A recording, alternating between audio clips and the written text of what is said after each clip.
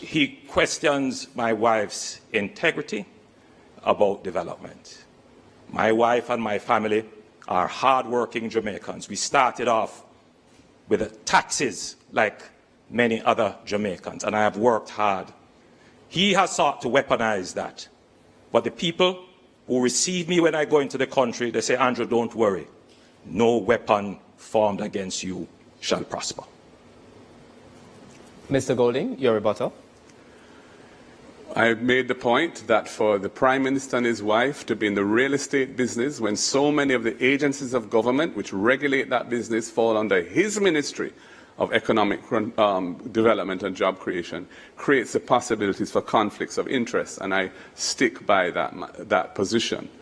I want to address one last point, Julian, and that is something that I saw on X, but it was in relation to a comment that our leader made about Member of Parliament Juliet Holness.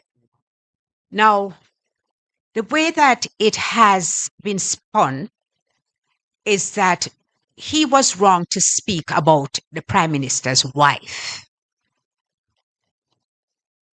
Politics is for people who are accustomed to a sport. It's a sport.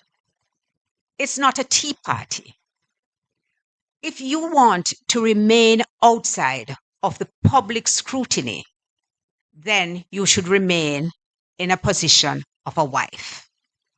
Once you determine that your husband, being Prime Minister, you want to become a member of the Parliament, and then, having succeeded at that, you take on the position as Speaker. That is now, your husband holds the highest position in the executive, and you hold the highest position in the legislature. You have opened up yourself to being held to account in the way that any other politician will be. So it's not that you're no longer simply, and I use simply advisedly because being a wife means that you're part of a family, you're a unit. But once you do that, and you're a politician, you must appreciate that people are free and indeed will point to conflicts of interest because they will arise. You have a choice. This is something that you did, thinking about it and deciding that this was where you wanted to be. So respectfully to all those, to the MP whose tweet I noticed, yes, your family is off limit. Your husband and your child is definitely off limit. Everybody should respect that. I endorse that comment. But politicians are not off limit.